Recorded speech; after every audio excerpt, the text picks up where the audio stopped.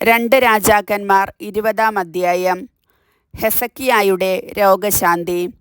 ഹെസക്കിയ രോഗബാധിതനായി മരണത്തോടടുത്തു. ആമോസിൻ്റെ പുത്രൻ ഏശയ്യാ പ്രവാചകൻ അടുത്തു ചെന്നു പറഞ്ഞു, കർത്താവ് അരുളിച്ചെയ്യുന്നു, നീ വീട്ടുകാര്യങ്ങൾ ക്രമപ്പെടുത്തുക, എന്തെന്നാൽ നീ മരിക്കും, സുഖം പ്രാപിക്കുകയില്ല. ഹെസക്കിയ ചുവരിലേക്ക് മുഖം തിരിച്ച് കർത്താവിനോട് പ്രാർത്ഥിച്ചു, കർത്താവേ, ഞാൻ എത്ര വിശ്വസ്തമായും ആത്മാർത്ഥമായുമാണ് അങ്ങയുടെ മുൻപിൽ നന്മ പ്രവർത്തിച്ചത് എന്ന് ഓർക്കണമേ. പിന്നെ അവൻ ദുഃഖത്തോടെ കരഞ്ഞു. കൊട്ടാരത്തിൻ്റെ അങ്കണം വിടുന്നതിന് മുൻപ് തന്നെ ഏശയ്യായ്ക്ക് കർത്താവിൻ്റെ അരുളപ്പാടുണ്ടായി. നീ മടങ്ങിച്ചെന്ന് എൻ്റെ ജനത്തിൻ്റെ രാജാവായ ഹെസക്കിയായോട്, അവൻ്റെ പിതാവായ ദാവീദിൻ്റെ ദൈവമായ കർത്താവ് ഇപ്രകാരം അറിയിക്കുന്നു എന്ന് പറയുക, ഞാൻ നിൻ്റെ കണ്ണീർ കാണുകയും പ്രാർത്ഥന കേൾക്കുകയും ചെയ്തിരിക്കുന്നു. ഞാൻ നിന്നെ സുഖപ്പെടുത്തും. 3-ാം ദിവസം നീ കർത്താവിൻ്റെ ആലയത്തിലേക്ക് പോകും.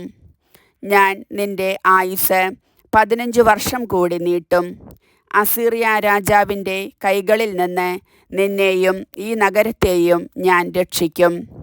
എന്നെയും എൻ്റെ ദാസനായ ദാവീദിനെയും പ്രതി ഈ നഗരത്തെ ഞാൻ സംരക്ഷിക്കും. ഏശയ്യാ പറഞ്ഞു, അത്തിപ്പഴം കൊണ്ട് ഉണ്ടാക്കിയ ഒരട കൊണ്ടുവരിക. വ്രണം സുഖപ്പെടേണ്ടതിന് അത് വ്രണത്തിൻ്റെ മേൽ വച്ചുകെട്ടുക. ഹെസക്കിയ ഏശയ്യായോട് ചോദിച്ചു, കർത്താവ് എന്നെ സുഖപ്പെടുത്തുകയും 3-ാം ദിവസം ഞാൻ കർത്താവിൻ്റെ ആലയത്തിൽ പോവുകയും ചെയ്യുമെന്നതിന് എന്താണ് അടയാളം? ഏശയ്യാ പറഞ്ഞു, കർത്താവ് വാഗ്ദാനം നിറവേറ്റുമെന്നതിന് അവിടുന്ന് നൽകുന്ന അടയാളം ഇതാണ്. നിഴൽ 10 അടി മുൻപോട്ട് പോകണമോ പിറകോട്ട് പോകണമോ? ഹെസക്കിയ പറഞ്ഞു, നിഴൽ 10 അടി മുൻപോട്ട് പോവുക എളുപ്പമാണ്, അതിനാൽ പുറകോട്ട് പോകട്ടെ. അപ്പോൾ ഏശയ്യാ പ്രവാചകൻ കർത്താവിനെ വിളിച്ചപേക്ഷിച്ചു. അവിടുന്ന് ആഹാസിൻ്റെ സൂര്യഘടികാരത്തിൽ നിഴലിനെ 10 അടി പിന്നിലേക്ക് മാറ്റി. ബാബിലോണിൻ്റെ ഭീഷണി. ഹെസക്കിയ രോഗബാധിതനായെന്ന് കേട്ട് ബാബിലോൺ രാജാവും ബലാദാൻ്റെ പുത്രനുമായ മെറോദാഖ് ബലാദാൻ കത്തുകളും സമ്മാനവുമായി ദൂതന്മാരെ അയച്ചു. ഹെസക്കിയ അവരെ സ്വാഗതം ചെയ്തു. തൻ്റെ ഭണ്ഡാരപ്പുരയും കലവറകളിലുണ്ടായിരുന്ന സ്വർണവും വെള്ളിയും സുഗന്ധദ്രവ്യങ്ങളും വിശിഷ്ട തൈലങ്ങളും ആയുധശേഖരവും അവരെ കാണിച്ചു. അവരെ കാണിക്കാത്തതായി തൻ്റെ ഭവനത്തിലോ രാജ്യത്തോ ഒന്നും ഉണ്ടായിരുന്നില്ല.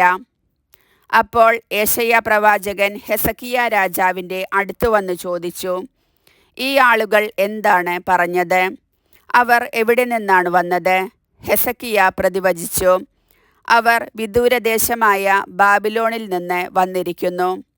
ഏശയ്യാ ചോദിച്ചു, നിന്റെ ഭവനത്തിൽ എന്തെല്ലാമാണ് അവർ കണ്ടത്? ഹെസക്കിയ മറുപടി പറഞ്ഞു, എൻ്റെ ഭവനത്തിലുള്ളതെല്ലാം അവർ കണ്ടു. അവരെ കാണിക്കാത്തതായി എൻ്റെ കലവറകളിൽ ഒന്നുമില്ല.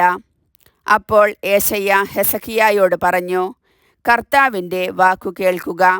നിന്റെ ഭവനത്തിലുള്ളതും നിന്റെ പിതാക്കന്മാർ ഇന്നോളം ശേഖരിച്ചതും എല്ലാം ബാബിലോണിലേക്ക് കടത്തുന്ന ദിനങ്ങൾ ആസന്നമായിരിക്കുന്നു.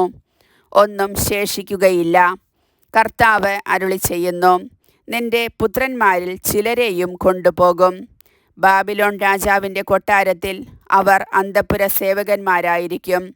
ഹെസക്കിയ ഏശയ്യായോട് പറഞ്ഞു, നീ പറഞ്ഞ കർത്താവിൻ്റെ വചനം നല്ലതു തന്നെ. തൻ്റെ ജീവിതകാലത്ത് സുരക്ഷിതത്വവും സമാധാനവും ഉണ്ടായിരിക്കുമല്ലോ എന്ന് അവൻ വിചാരിച്ചു. ഹെസക്കിയായുടെ മറ്റു പ്രവർത്തനങ്ങളും ശക്തിപ്രഭാവവും, അവൻ എങ്ങനെയാണ് കുളവും തോടും നിർമ്മിച്ച് ജലം നഗരത്തിലേക്ക് കൊണ്ടുവന്നതെന്നും യൂദാ രാജാക്കന്മാരുടെ ദിനവൃത്താന്തത്തിൽ രേഖപ്പെടുത്തിയിട്ടുണ്ടല്ലോ. ഹെസക്കിയ പിതാക്കന്മാരോട് ചേർന്നു. പുത്രൻ മനാസെ ഭരണമേറ്റു. കർത്താവിൻ്റെ വചനം.